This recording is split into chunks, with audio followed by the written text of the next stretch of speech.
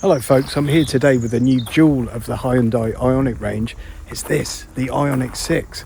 It's massively spacious, very comfortable, it's got an impressive range and it's got bags of performance. Just my first thoughts on the car in this video after a couple of hours driving it around in the Cotswolds. There'll be a full review of the car coming up, hopefully within the next couple of months. Hope you enjoy, give it a thumbs up, let's crack straight on.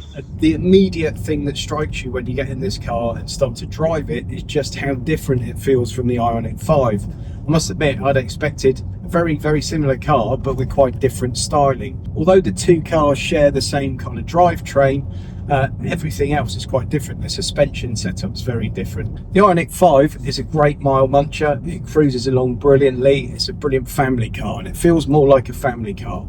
This feels more like a driver's car. It really handles the twisty stuff incredibly well. The route that we've been on today has had plenty of twisties and this thing copes with them admirably. Now, whether you love or hate the design of this car or you're somewhere in between, you have to take your hat off to the fact that Hyundai have produced something that's original, different, bold, and most importantly, interesting.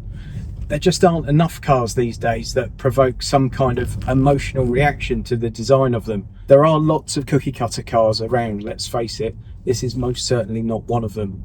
Now, we've heard a lot today about why the car looks the way it does, and it's really quite impressive to hear just how many different sources of input Hyundai went to actually put this design together. And everything is based around the aerodynamics and the efficiency in every respect. And because the design was so focused around that efficiency and that aerodynamism, the car's actually got the lowest drag coefficient of any car the Hyundai group has ever produced.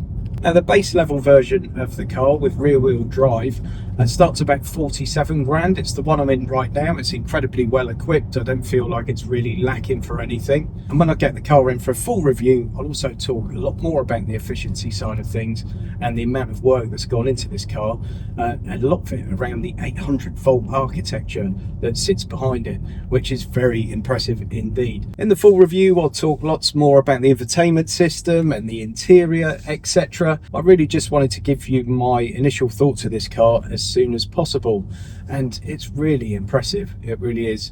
I'm so surprised by just how different it feels to the IONIQ 5, and rather than take customers away from the IONIQ 5, which I guess is always a danger, I think it's actually going to take customers away from some of 𝙄𝙉𝙉𝙆𝙎, particularly the things like the A4, the A5, whatever their EV equivalents are, the BMW 3 Series, those kind of things. This is a very interesting car that's going to appeal to a different client base, and I think to the IONIQ 5. Folks, please give this one a thumbs up and please subscribe to the channel if you haven't already done so.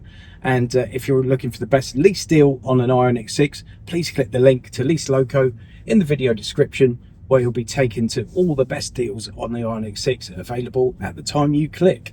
Thanks again, folks. While you're waiting for the full review of this, maybe go and check out my review on the IONIQ 5. Link popping up for that in a second.